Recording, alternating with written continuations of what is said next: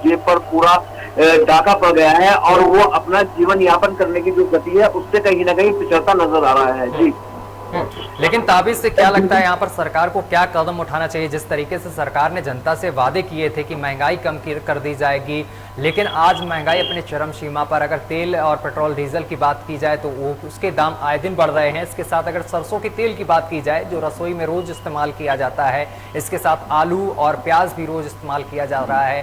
दालों की बात की जाए तो दाल भी लगातार, इनके दाम लगातार बढ़ते जा रहे हैं, जिससे कि रसोई का जो बजट है वो बिगड़ गया है अब। बिल्कुल, देखिए सरकार की बात करें, सरकार के वादे जो हैं वो सिर्फ कथनी और करनी में बहुत बड़ा अंतर है। यहाँ पर इस कथनी करनी को अगर आपको देखना है तो आम जनता के बीच में जाना पड़ेगा, उनकी समस्या को सुनना पड़ेगा, आखिर वो किस तरीके से अपना जीवन यापन कर रहा है।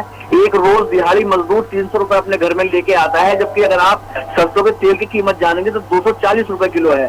तो अब आप बताइए इसी चीज को लेकर अपना आदमी जीवन यापन किस तरीके से करेगा। अगर रही दालों की बात या आटे की बात तो आप देख ही सकते हैं कि रेट दिन पर दिन कितने बढ़ने पर मजबूर हैं। जी बिल्कुल मोहसिन, लगातार महंगाई बढ़ रही है और जिसको लेकर आम जनता बेहद परेशान है, क्योंकि सरकार ने जिस तरीके से सपने दिखाए थे वो सपने अब विफल साबित हो रहे हैं। वो सपने महज रह गए हैं, जिससे कि आम जनता बेहद परेशान है और सरकार से कहीं ना कहीं जनता आक्रोशित भी नजर आ रही है, नाराज नजर आ रही है। क्या लगता है इस बार 2022 का चुनाव भी बेहद नजदीक है?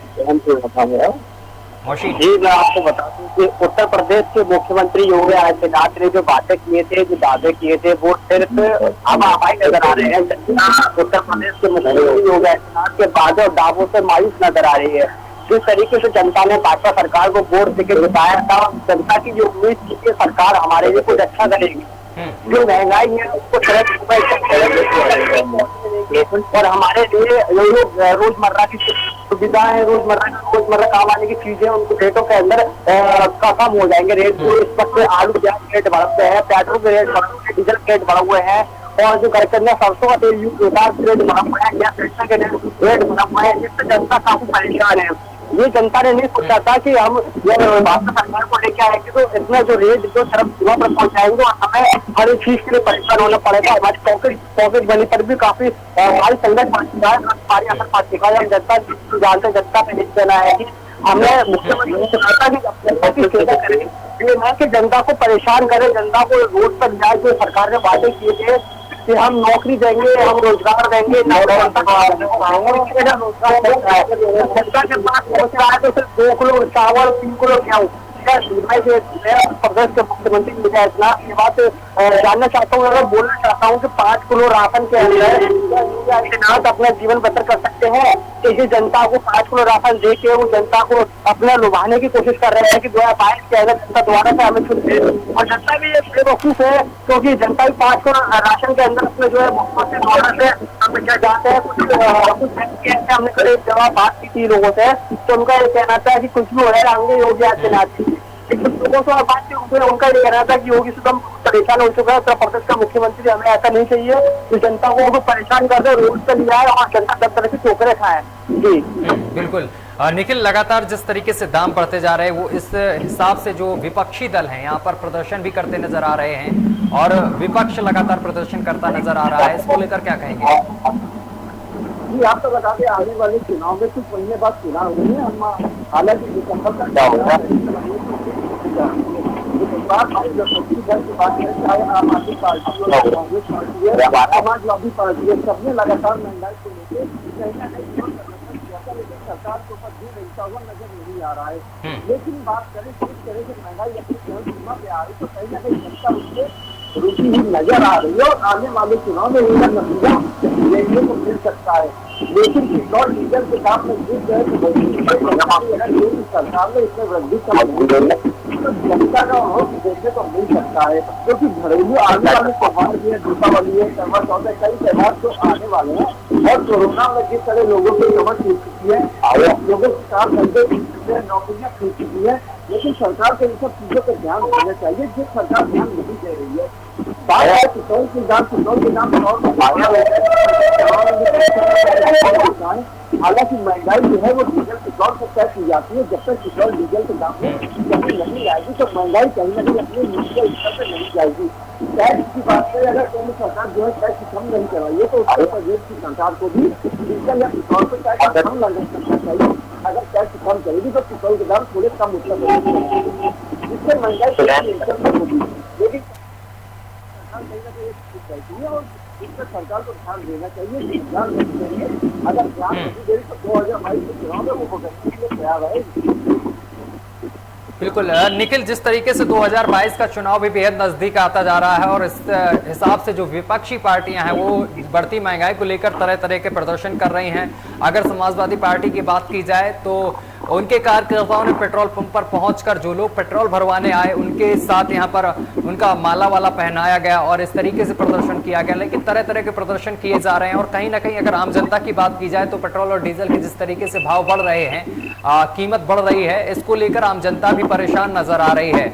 और इसका खामियाजा क्या 2022 के चुनाव में बीजेपी सरकार को भुगतना पड़ सकता है? निखिल जी आपको बातें बता दें कि रक्षा मंत्री राजनाथ सिंह वो लगातार महंगाई को लेकर जब विपक्ष में बैठे थे तो विरोध प्रदर्शन किया था। लेकिन आज ये नहीं बोलना है कि महंगाई कितनी बढ़ती जा रही है। अगर महंगाई बढ़ रही है और उनके रेट जो है कि 100 पेट्रोल चला जाए तो उनको कहीं ना कहीं इससे भी वार्तालाप करनी चाहिए और पेट्रोल के दामों में कमी करानी चाहिए। लेकिन ऐसा कुछ नहीं हो रहा है। लेकिन 2022 की बात करें तो आने वाले चुनाव में कहीं ना कहीं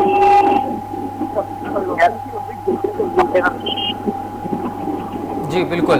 ताबिश जिस तरीके से महंगाई लगातार बढ़ रही है, अगर गैस की बात की जाए जो रसोई में यूज होता है गैस सिलेंडर, उसके भी दाम लगातार बढ़ रहे हैं, 900 से ऊपर उसके भी दाम हो गए हैं और विपक्ष इसको लेकर लगातार सरकार पर यहाँ पर हमलावर है और लगातार प्रदर्शन भी किए जा रहे हैं महंगाई को लेकर। ताबिश क्या कहेंगे इस बारे में?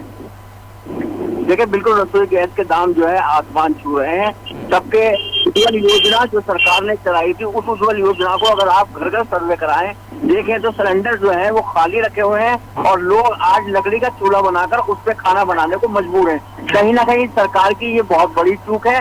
2022 उत्तर प्रदेश के चुनाव में सरकार को इसका खामियाजा कहीं भुगतना ना पड़े। जी मौशीन, जिस तरीके से लगातार महंगाई बढ़ रही है, गैस सिलेंडर की बात की जाए या फिर तेल की बात की जाए, सरसों तेल की बात की जाए या पेट्रोल और डीजल की बात की जाए, वो भी लगातार बढ़ रहे हैं। लेकिन एक साथ सरकार ने एक और वादा किया था जनता से, जिसको लेकर किसान से वादा किया गया था कि किसानों की आय दोगुनी की जाएगी। लेकिन किसान भी कहीं ना कहीं सरकार से नाराज नजर आ रहे हैं।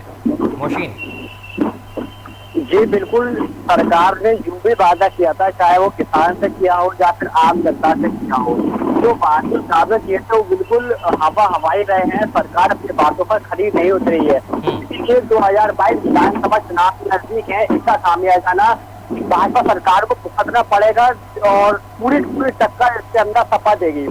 देखा जाए क्योंकि लोग ही जो प्रभावित है वो सपा से प्रभावित है, उत्तर प्रदेश अपने खाते से प्रभावित है।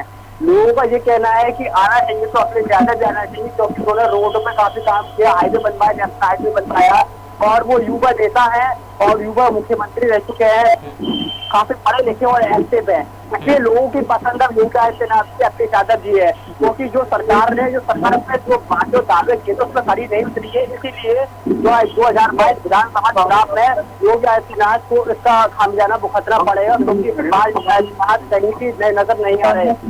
मैं बता दूं आपकी राष्ट्रीय जनसंपर्क जत्थेदार दलजीत सिंह कटोरिया, उन्होंने एक बात कही थी कि इस बार भाजपा सरकार का बिल्कुल पत्ता साफ है और समाजवादी पार्टी की इस बात जो है आगे चल रही है। उत्तर प्रदेश के मुख्यमंत्री इस बार अखिलेश यादव भी बनेंगे, ये काफी लोगों का कहना है।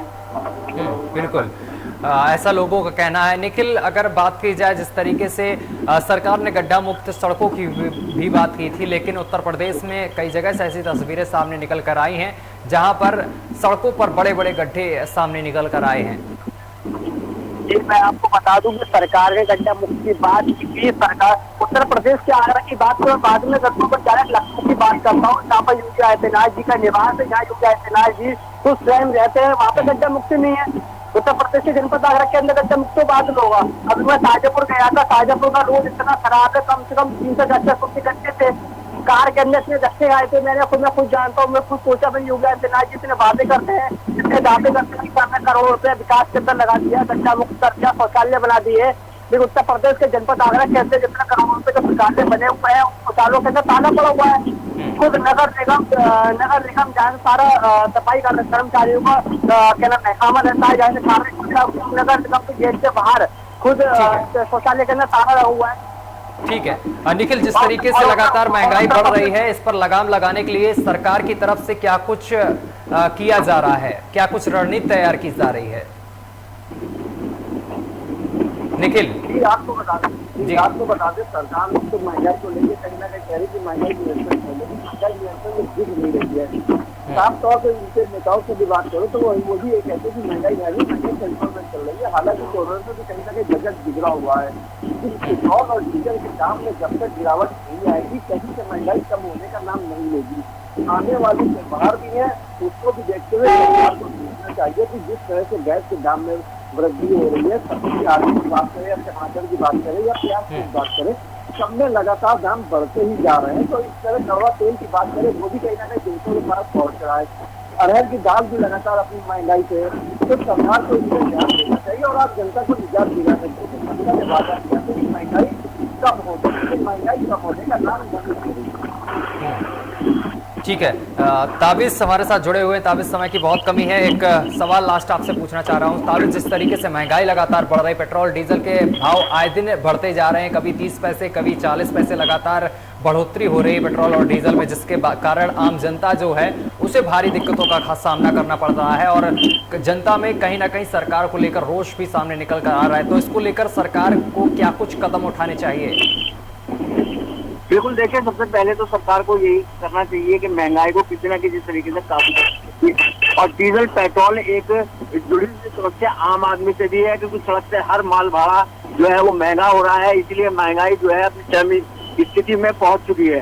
तो सरकार का पहला कदम यही होना चाहिए कि किसी न किसी तरीके से इस महंगाई का लेवल जो है वो थोड़ा कम करना चाहिए। रही किसानों की बात, अगर किसानों की बात हम करें तो सरकार कह रही थी कि एमएसपी पे धान खरीद होगी, लेकिन धान खरीद आप देखिए धान केंद्रों पे जाके कि कहाँ किसानों की एमएसपी पे खरीद हो रही है। किसान मजबूर है, अन्नदाता मजबूर है और इसी मजबूरी के नाते वो अपना धान जो है केंद्र से लेकर कहीं किसी भी साहूकार को बेचने पर मजबूर है।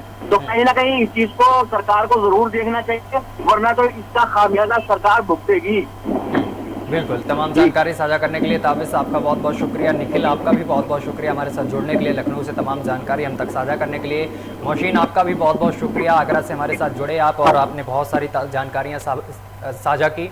जिस तरीके से सरकार ने तमाम वादे जनता से किए थे, गड्ढा मुक्त सड़कों का वादा हो चाहे फिर महंगाई का वादा हो, लेकिन यहाँ पर सारे वादे विफल साबित होते हुए दिखाई दे रहे हैं।